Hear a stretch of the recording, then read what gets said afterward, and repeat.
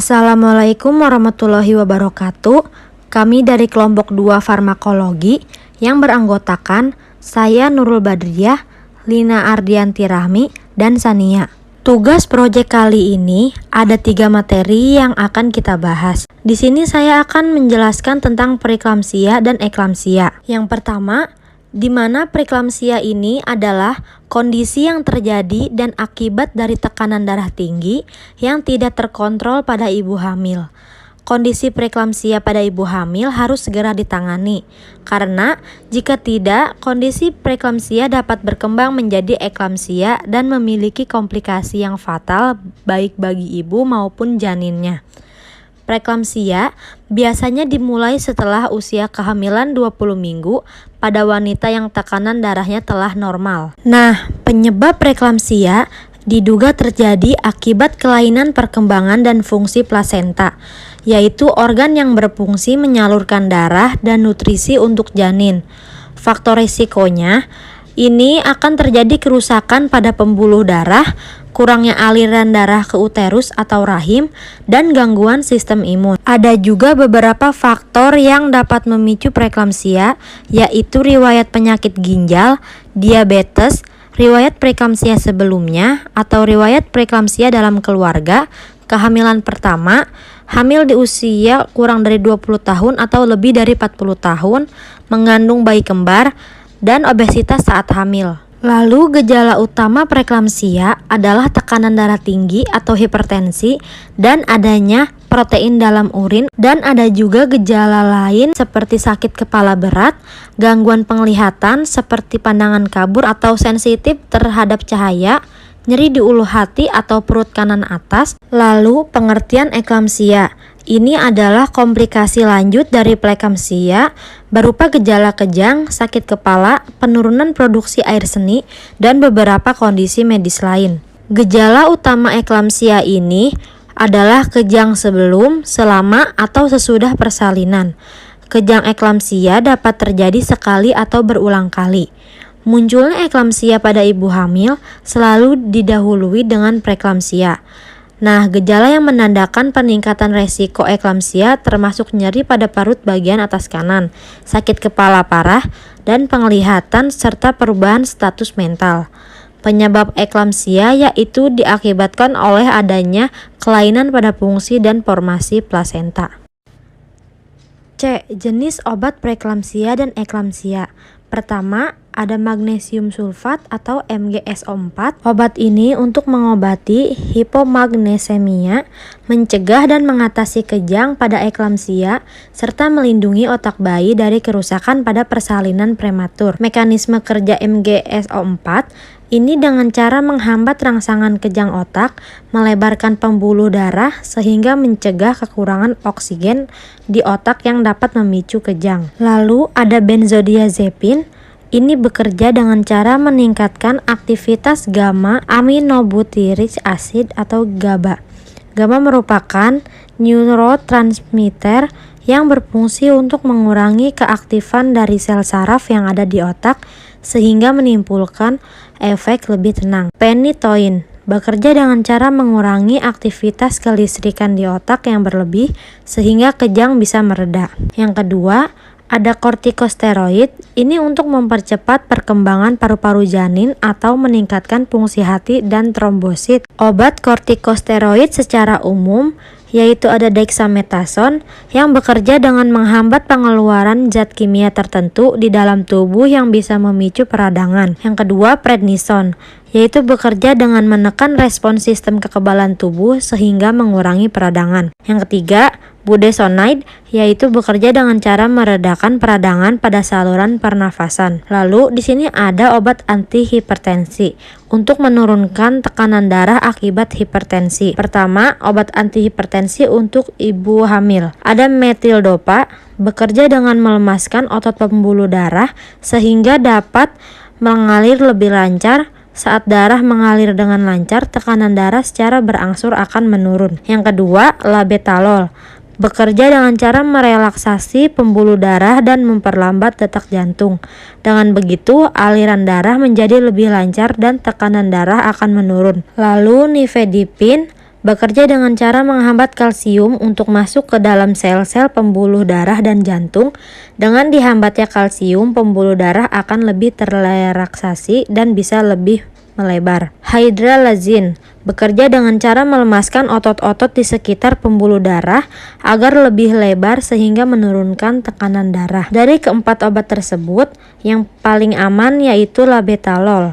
Sedangkan obat antihipertensi secara umum yaitu ada jenis ACE inhibitor yang terdiri dari benazepril, bekerja dengan cara menghambat konversi atau perubahan angiotensin 1 menjadi angiotensin 2 sehingga pembuluh darah dapat melebar. Lalu enalapril. Cara kerja ini akan membantu melebarkan pembuluh darah, menurunkan tekanan darah, dan melancarkan aliran darah sehingga meringankan kerja jantung. Yang kedua, jenis antagonis kalsium. Di antaranya ada amlodipin dengan cara membantu melemaskan otot pembuluh darah. Dan yang ketiga, jenis diuretik, yaitu ada furosemide, bekerja dengan cara menghalangi penyerapan natrium di dalam sel-sel tubulus ginjal. Dengan begitu, jumlah urin yang dihasilkan serta dikeluarkan oleh tubuh akan meningkat. Lalu torsemide, bekerja dengan menghambat penyerapan kembali dari natrium dan klorida di ginjal. Dengan begitu, cairan dan natrium bisa lebih banyak dikeluarkan melalui urin. Lalu kita bahas dosis dan efek samping obat magnesium sulfat atau MgSO4. Yang pertama, dosis magnesium sulfat untuk dewasa yaitu awal 4 gram selama 5-10 menit, dilanjutkan dengan dosis pemeliharaan 1-2 gram per jam selama 24 jam. Magnesium sulfat ini disuntikan melalui pembuluh darah intravena, otot atau intramuskular atau melalui infus. Penyuntikan ini diberikan oleh dokter atau tenaga medis di bawah pengawasan dokter rumah sakit. Efek samping dari obat tersebut yaitu sakit perut atau diare, wajah memerah dan terasa hangat, keringat berlebih, tekanan darah turun. Yang kedua, ada obat benzodiazepin, dosis dewasa 0,25 sampai 0,5 mg 3 kali sehari. Dosis dapat ditingkatkan tiap 3 sampai 4 hari hingga mencapai dosis 3 sampai 4 mg per hari. Untuk lansia 0,25 mg 2 sampai 3 kali sehari, dikonsumsi sebelum atau sesudah makan. Jangan membelah, menghancurkan atau mengunyah alprazolam karena dapat meningkatkan resiko terjadinya overdosis. Efek sampingnya yaitu pusing, kantuk, mual atau muntah, mulut kering, konstipasi, linglung, gangguan ingatan, berat badan bertambah, gairah seksual menurun, penyakit kuning, dan tekanan darah rendah. Yang ketiga, phenytoin. Untuk dewasa, dosis awal adalah 3-4 mg per kilogram berat badan atau 150-300 mg per hari. Untuk anak-anak, dosis awal adalah 5 mg per kilogram berat badan per hari, dapat dibagi ke dalam 2 jadwal konsumsi. Nah, efek sampingnya pusing, kantuk, mual atau muntah, mulut kering, konstipasi, linglung, gangguan ingatan, berat badan bertambah, gairah seksual menurun, penyakit kuning, tekanan darah rendah. Lalu ada dosis dan efek samping obat kortikosteroid. Yang pertama, dexamethasone dalam bentuk tablet atau sirup. Dewasa dosisnya 0,5 sampai 9 mg per hari dibagi ke dalam beberapa kali pemberian. Untuk anak-anak, dosis awal 0,02 sampai 0,3 mg per kilogram berat badan per hari dibagi ke dalam 3 sampai 4 konsumsi. Untuk obat tetes mata, dewasa 1 kali tetes 4 sampai 6 kali per hari. Efek sampingnya bisa menyebabkan sakit perut, sakit kepala, pusing, nafsu makan meningkat, sulit tidur, perubahan siklus menstruasi, munculnya jerawat. Yang kedua ada prednison. Untuk dewasa 40 sampai 60 mg 1 sampai 2 kali sehari selama 3 sampai 10 hari. Untuk anak-anak usia 0 sampai 11 tahun 1 sampai 2 mg per kilogram berat badan per hari selama 3 sampai 10 hari dan dosis maksimalnya 60 mg per hari. Efek sampingnya yaitu mual, muntah, mulas, keringat berlebih, timbul jerawat, sulit tidur, dan penurunan nafsu makan. Yang ketiga ada budesonide yaitu bentuk inhaler. Untuk dewasa 0,2 sampai 0,8 mg per hari yang dibagi ke dalam 1 sampai 2 jadwal penggunaan dalam bentuk cairan nebulizer yaitu untuk dewasa 1 sampai 2 mg 2 kali sehari. Efek sampingnya menyebabkan pusing, sakit kepala, merasa lelah, kulit menipis dan mudah memar, sakit perut, mual, muntah, kembung atau konstipasi, dan sebagainya. Dosis dan efek samping obat antihipertensi. Yang pertama ada metildopa. Untuk dewasa, dosis awal 250 gram. 2-3 kali sehari untuk 2 hari. Anak-anak usia kurang dari 12 tahun, dosis awalnya 10 mg per kilogram berat badan per hari, dibagi ke dalam 2-4 jadwal konsumsi. Untuk lansia, dosis awal adalah 125 mg 2 kali sehari. Efek sampingnya yaitu sakit kepala, mulut kering, kembung, kantuk, pusing, diare, muntah, dan ruam. Yang kedua adalah betalol. Untuk dewasa, dosis awal 100 mg 2 kali sehari. Dan untuk lansia, dosis awal 40-100 mg 2 kali sehari. Efek sampingnya menyebabkan pusing atau terasa melayang, lelah yang berat, berkeringat, sakit kepala, hidung tersumbat, mual atau sakit perut, dan lain-lain. Yang ketiga ada nifedipin. Dalam bentuk immediate release, yaitu dosis awal 5 mg 3 kali sehari. Untuk bentuk extend release, dosis awal 10-40 mg 2 kali sehari atau 20-90 mg 1 kali sehari. Efeknya menyebabkan sakit kepala, pusing, mual, wajah memerah, konstipasi, dan kram otot. Yang keempat ada hydralazine dosis dewasa. Hydralazine yang dikombinasikan dengan beta blocker dan diuretik. Gunakan dosis 25 mg dan dosis dapat ditingkatkan sesuai dengan respon tubuh. Efek sampingnya menyebabkan mual muntah, berkeringat, nyeri lengan, nyeri punggung, nyeri pada rahang, nyeri dada, sesak nafas, dan jantung berdebar-debar. Yang kelima ada benazepril. Untuk dewasa 10 mg 1 kali sehari. Untuk anak-anak usia 6 tahun ke atas 0,2 mg per kilogram berat badan 1 kali sehari. Efek sampingnya kantuk, pusing, batuk, sakit kepala, dan mual. Untuk enalapril, dewasa 5 mg 1 kali sehari, anak-anak berat badan 20-50 kg 2,5 mg 1 kali sehari. Anak-anak dengan berat badan lebih dari 50 kg, yaitu dosisnya 5 mg 1 kali sehari. Untuk lansia, 2,5 mg 1 kali sehari. Efek sampingnya batuk kering, pusing atau merasa melayang, lelah yang tidak biasa, sembelit atau diare. 7. Amlodipin. Dewasa 5-10 mg per hari. Anak-anak 6-17 tahun, yaitu 2,5-5 mg per hari. Efek sampingnya pusing, munculnya rasa melayang, kantuk atau sakit kepala, bengkak pada kaki, dan lain-lain. 8. Furosemide, yaitu untuk dewasa 40-80 mg per hari, bisa dikombinasikan dengan obat antihipertensi. Efek sampingnya pusing, sakit kepala, mual dan muntah, diare, penglihatan buram, dan sembelit. Yang terakhir ada toracemide. Untuk dewasa 2,5-5 mg 1 kali sehari. Efek sampingnya batuk, pusing atau sakit kepala, sakit tenggorokan, frekuensi buang air kecil meningkat, konstipasi atau diare.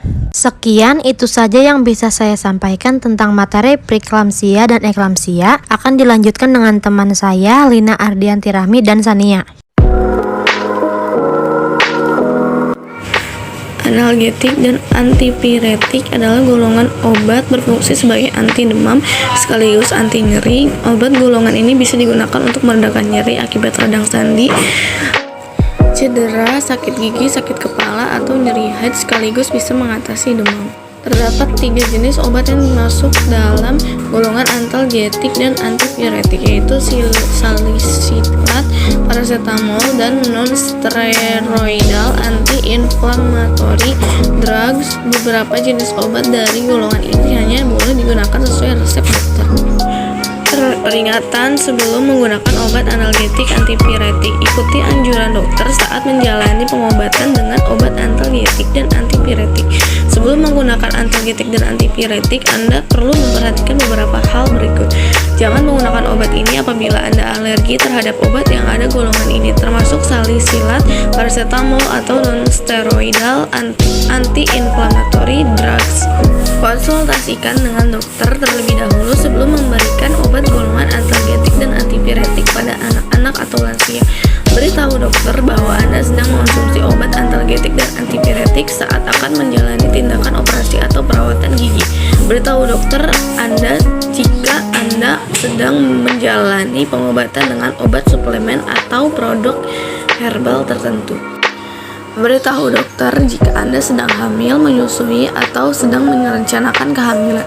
Segera ke dokter jika Anda mengalami reaksi alergi obat atau overdosis setelah menggunakan obat analgetik dan antipiretik. Ibuprofen untuk demam dan menghilangkan rasa nyeri dewasa 3-4 kali dengan dosis 200-400 mg atau sesuai anjuran dokter. Dosis maksimal 1200 mg per hari. Anak-anak 4-10 mg per kgbb atau kali pemberian dengan interval 6-8 jam. Aspirin sebagai anti nyeri dan demam pada orang dewasa 2325-650 mg setiap 4-6 jam dengan maksimal dosis 4 gram per hari. Sebagai anti nyeri sendi, dosis awal 2,4-3,6 gram per hari. Dosis dipertahankan 3,6-5,4 gram per hari. Manfaat analgetik dan antipiretik. Seperti yang dijelaskan di atas, analgetik berfungsi untuk menghilangkan rasa sakit dan antipiretik untuk mengembalikan suhu badan normal dari demam atau panas badan. Analgetik dan antipiretik sering ditemukan pada obat-obatan yang mengandung parasetamol. Rasa nyeri sendi juga dapat dihilangkan dengan mengonsumsi obat parasetamol ini. Selain parasetamol dan aspirin, terdapat juga jenis obat yang tergolong dalam obat anti-inflamasi non-steroid seperti ibuprofen, ketoprofen, dan naprofen sodium. Halo teman-teman, kenalin aku Lina Ardianti Rahmi. Di sini kita akan membahas tentang vitamin dan mineral. Nah, sebelum kita menggali lebih dalam lagi tentang vitamin dan mineral, harus kita ketahui dulu dong apa itu vitamin dan mineral. Nah, vitamin adalah senyawa organik dan bisa terpecah karena pengaruh panas, udara, atau asam. Vitamin adalah sekelompok senyawa organik berbobot molekul kecil yang memiliki fungsi vital dalam metabolisme setiap organisme yang tidak dapat dihasilkan oleh tubuh. Nah, sedangkan mineral adalah suatu zat padat yang tersusun dari senyawa kimia yang dibentuk secara alami oleh peristiwa-peristiwa anorganik yang memiliki penempatan atom secara beraturan dan memiliki sifat kimia dan fisika tertentu. Vitamin dan mineral juga ada jenis-jenisnya nih teman-teman. Apa aja sih? Yuk kita bahas. Yang pertama, ada vitamin yang larut dalam air dan yang larut dalam lemak. Nah, apa sih vitamin yang larut dalam air? Yang larut dalam air itu terdiri dari semua jenis vitamin B dan C. Jenis vitamin ini berperan penting dalam menjaga metabolisme tubuh. Nah, sedangkan apa sih vitamin yang larut dalam lemak? Yaitu vitamin A, D, E, dan K. Ini diperlukan untuk perkembangan dan fungsi berbagai organ pada tubuh manusia. Sedangkan mineral itu ada kalsium, klorida, fosfor, magnesium, natrium, dan kalium. Lalu kira-kira apa ya fungsi vitamin dan mineral ini bagi tubuh? Nah, fungsi vitamin bagi tubuh antara lain memperlancar metabolisme dan tidak berperan dalam penghasilan energi, membantu dalam produksi eritrosit, dan memberi relaksasi jaringan otak, menekan jumlah kolesterol jahat dan mencegah dari beri-beri, menjaga kesehatan organ-organ tubuh seperti rambut, kuku, mata, dan kulit, memelihara nafsu makan, dan kekebalan tubuh. Sedangkan mineral berfungsi untuk mengaktifkan ratusan reaksi enzim dalam tubuh. Oleh karena itu, mineral sama pentingnya dengan vitamin, bermanfaat untuk membangun tulang dan gigi, bertanggung jawab pada kontraksi otot, impuls saraf, kerja jantung, dan pembekuan darah yang benar. Nah teman-teman, setelah mengetahui berbagai fungsi dari vitamin dan mineral itu sangat baik bagi tubuh, nah sekarang kita akan membahas penyakit apa sih yang akan timbul jika kekurangan vitamin dan mineral. Sekarang kita bahas yang penyakit akibat kekurangan vitamin dulu ya. Yang pertama ada osteoporosis, yaitu kekurangan vitamin D dan kalsium. Yang kedua itu ada anemia, kekurangan zat besi. Nah, kekurangan zat besi menyebabkan penurunan sel darah merah atau hemoglobin dalam tubuh. Lalu ada gondok, yaitu kekurangan yodium. Yodium penting untuk metabolisme sel. Gondok ini menyebabkan pembesaran kelenjar tiroid yang menyebabkan hipotiroidisme, pertumbuhan yang buruk, dan keterbelakangan mental. Garam beriodium dan ikan air asin harus dikonsumsi untuk mencegah timbulnya gondok. Lalu ada kebutaan malam. Nah, kebutaan malam ini karena kekurangan vitamin A. Dalam kondisi yang parah atau rambut senja juga bisa menyebabkan hilangnya penglihatan. Lalu penyakit selanjutnya ada depresi nih teman-teman. Nah, diakibatkan karena kekurangan vitamin D, asam lemak omega 3, magnesium, vitamin B kompleks, folat, dan lain-lain sebagainya. Lalu ada penyakit beri. Apa sih penyakit beri itu? Disebabkan oleh kekurangan vitamin B1. Beberapa gejalanya termasuk regenerasi otot, koordinasi otot yang berubah, dan masalah kardiovaskular. Selanjutnya kita akan bahas penyakit akibat kekurangan mineral nih teman-teman. Yang pertama itu badan jadi lesu, terus menurunnya daya tahan tubuh, gangguan fungsi otot, bisa terjadi penyakit pada hati, nyeri dada, detak jantung yang tidak beraturan, mati rasa, kram otot, sembelit, sakit perut, kejang, dan lain sebagainya. Nah teman-teman, sekarang kita akan membahas obatnya ya, dosis dan cara penggunaannya. Untuk vitamin A, B, C, D, E, dan K itu beda-beda dosis dan cara penggunaannya. Biasanya vitamin yang larut dalam air seperti vitamin B dan C itu akan dikonsumsi secara diseduh atau dimasukkan ke dalam air gitu ya. Jadi mereka akan larut nantinya. Dan vitamin lain seperti vitamin A, D, E, dan K itu larut dalam lemak. Nah, biasanya yang larut dalam lemak itu dia akan diserap bersamaan dengan lemak atau bisa diminum bersamaan dengan makanan apapun gitu. Untuk dosisnya kalian bisa simak di video PowerPoint kami ya. Nah, sekarang kita bahas dosis dan cara penggunaan mineral, yaitu chelated mineral termasuk dalam golongan suplemen, sehingga untuk kembaliannya dapat diperoleh di apotek tanpa menggunakan resep dokter. Dosis pemberiannya untuk dewasa 2 tablet diminum 2 kali sehari, dianjurkan diminum bersama dengan makanan atau sesuai dengan anjuran dokter. Gitu ya teman-teman. Pembahasannya sudah selesai, alhamdulillahirrabbilalamin. Semoga pembahasan tadi bisa menambah wawasan dan pengetahuan dan bermanfaat bagi kita semua. Terima kasih. Wassalamualaikum warahmatullahi wabarakatuh.